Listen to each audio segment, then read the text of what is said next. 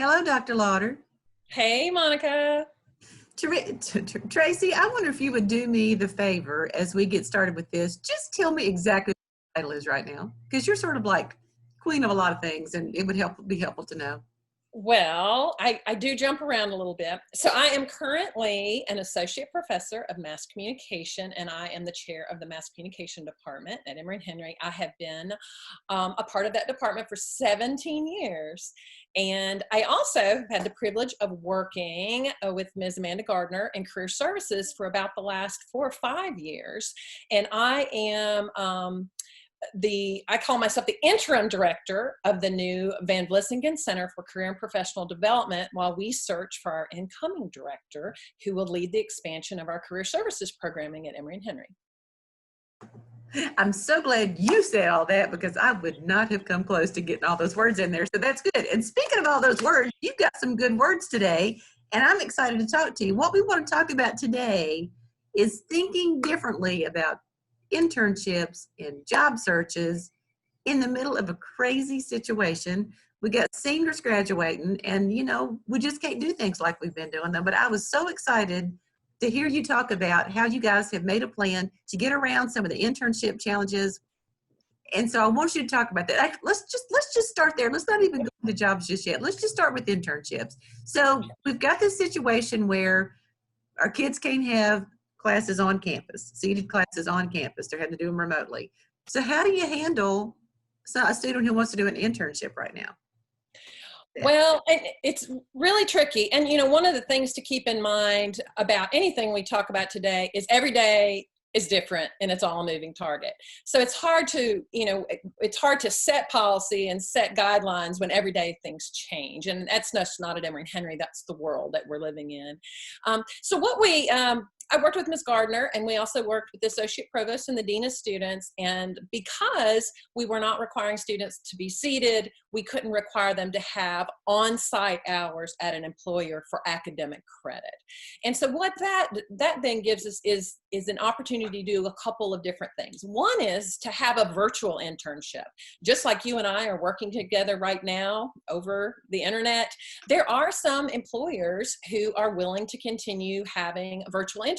There's quite a few businesses that are running virtual businesses. And if they feel up to it and have a space for that, they can work an intern in that way. They can do 120 hours on site virtually. If that's not available, some of the other things that we have done is we created space in the curriculum and have encouraged students and faculty to look for experiential work opportunities through projects, through virtual shadowships, through other ways to learn about jobs, to develop some skills, but do it under the guise of an independent study or a senior project or a practicum, some other course we have on the books in supervision in conjunction with a faculty member that might also contribute to an enhanced project. So it's that partnership. Internships are always partnerships, but partnership with a faculty member, an employer, and the student to create some experiential work that will help them. Well, Tracy, this is brilliant. Don't you think this is brilliant? I find it to be really smart. I find it to be like the sort of thing that a liberal arts graduate might come up with because, after all, we're supposed to be flexible, right? Well, right. And I think one of the things that I know our students are just grappling with the fact, oh my gosh, my life just changed, right? The job market changed. But as we're getting out from it a little bit, what we can see is what's going to set graduates apart as employers start hiring, whether in internships or jobs, are those who are resilient and those who can look at the challenge, summon up the strength, rally support, and become resilient around it. So it will be really cool for a student to begin to look and say, well, I couldn't do an on-site internship in the summer of 2020, but what I did do is got super creative, super innovative. I tapped the resources at Emory-Henry with the Alumni Network and the Career Center and my faculty mentor, and I created this crazy cool project that we did virtually. Employers are going to love seeing that. Oh gosh, I think so. Yeah, and it's going to really set them apart. And I think it's something Emory-Henry offers that large schools may not be able to offer at that scale, or that they may not have had the opportunity in community college. We really are poised with the resources to help students, as you say, think differently about what that could look like. Well, and they can also use this time to get themselves ready for whatever's coming next, right? I mean, this is a great time to, I know Amanda's going to do some webinars on, working on your LinkedIn page and polishing up your resume and those kinds of things. What are some things that students can be doing now to get ready for all that is coming? Sure, and I would be remiss if I didn't take this opportunity to put in a plug for the Mass Comm department, but we had a big networking event Friday night, and we asked them for tips for our students, and one of the ones they really pressed was to learn more right now. And so if there's a certification that would help you in your career, go after it. If you want to brush up on your Excel skills or your InDesign skills, there's tons of YouTube videos out there. Brush up on your foreign language and do some language work and enhance your language skills. Take an online course for credit and something you think would benefit you. So this is really a time to learn more if you've got the resources to do that. You can also work for a professor on a project or research they're doing this summer virtually. And you can also get a part-time job. If you work in retail or food service, you're building customer service, management skills. You could volunteer at a food bank. And all that is learning more and building more, which leads to another thing you can do, which is enhance your resume. This is a good time to focus on the resume. Again, these are things the Alumni Network and the Career Center can help with. It's also a good time to look at what you got online. So if you have a web portfolio, update it. If you don't have one, consider it. We could help with some resources around that. Look at what your online presence says about you.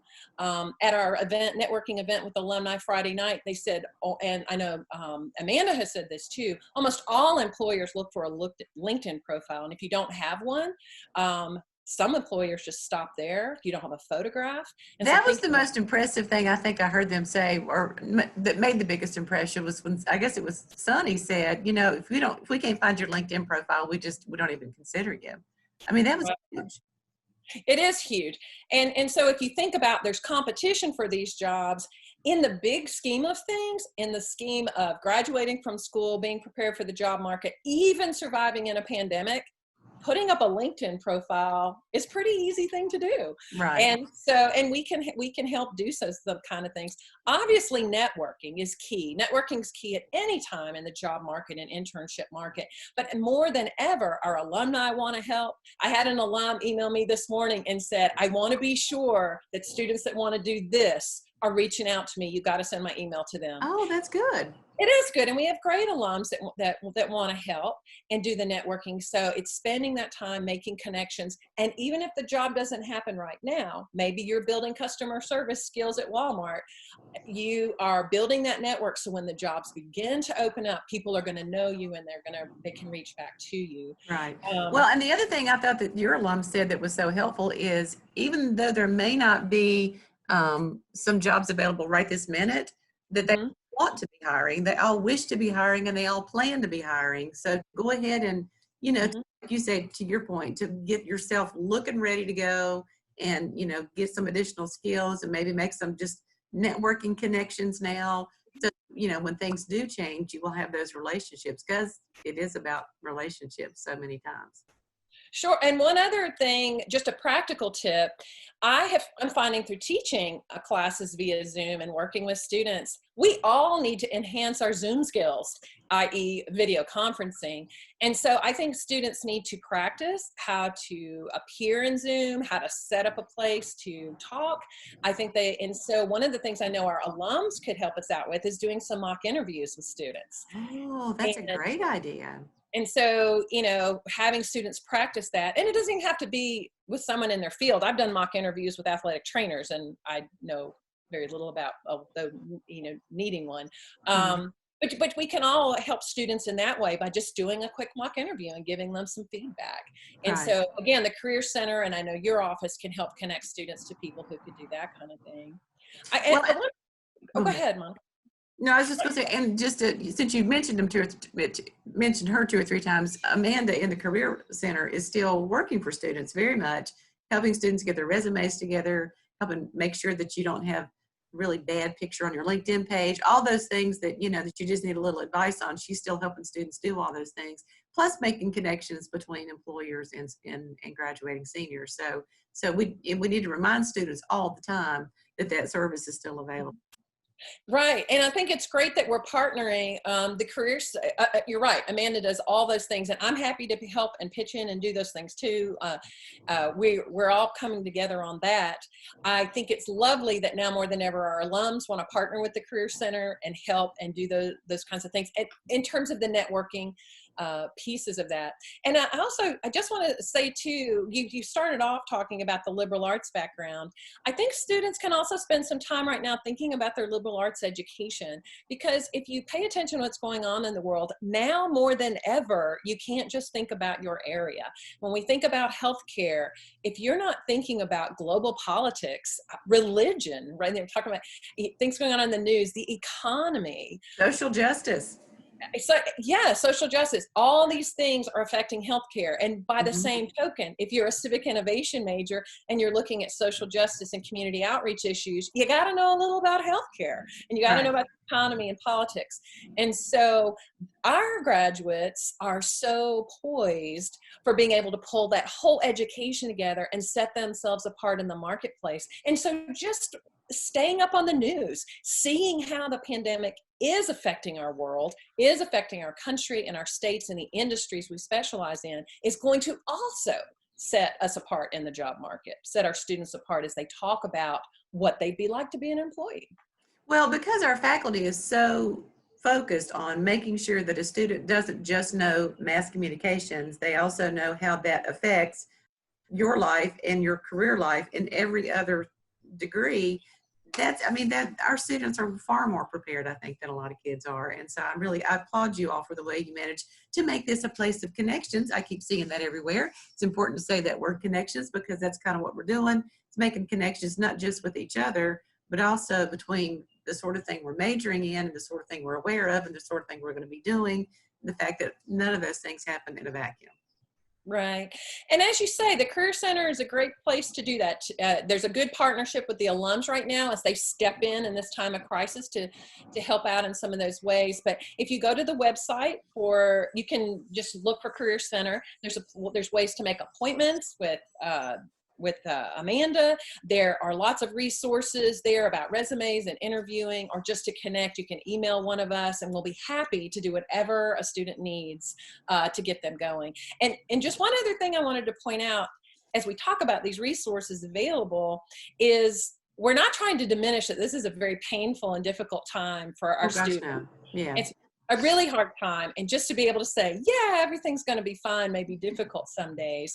And so we really want to reiterate that we're there just to lend an ear. Amanda and I do an awful lot of just talking to students about what's going on in their lives, with their families, with their finances, and how their next step is going to be. And I think that's the Emory and Henry community. We're happy to listen and happy to connect students to whatever they need to make that next step, and to rally be a support network and help students and graduates build their own support networks as they move forward.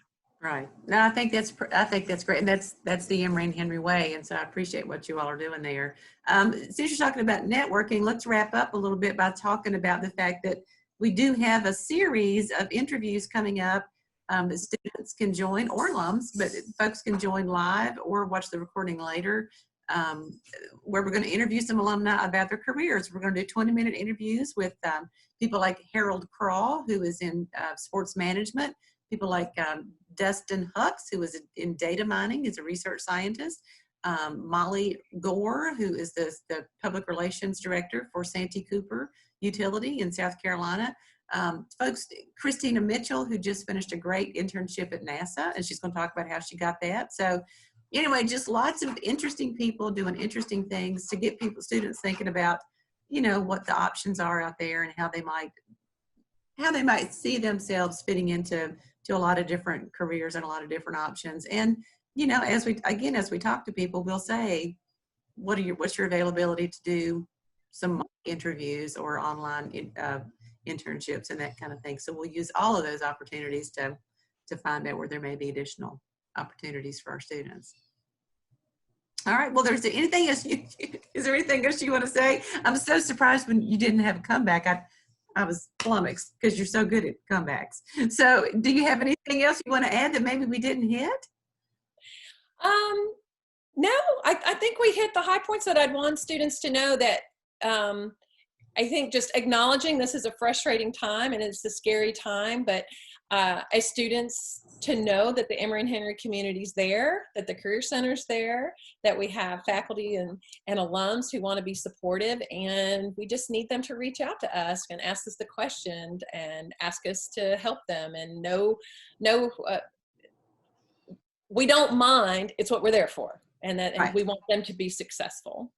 Well, and as alumni listen to this, as I hope they will, because we're going to put it out there for alumni to listen to, I hope that they can start to see, as I am starting to see, that there are different ways to think about internships and job opportunities, even in this crazy market. And so, you know, if we have alumni who are hearing this and they've got an open mind. Listen, I won't even say if you have a job. If you have an open mind and you're open to talking about some online internships, or even some job possibilities, or to help out just talking with students about some of their career thoughts and questions, be in touch. You can contact me in the alumni office, alumni@ehc.edu, and from there I can put you in touch with Amanda and Tracy, and they'll be off to the races, and we'll work together to try to And yeah, and even if you don't know what that would be, I'm happy just to have a conversation and let's brainstorm. I'm pretty good at brainstorming.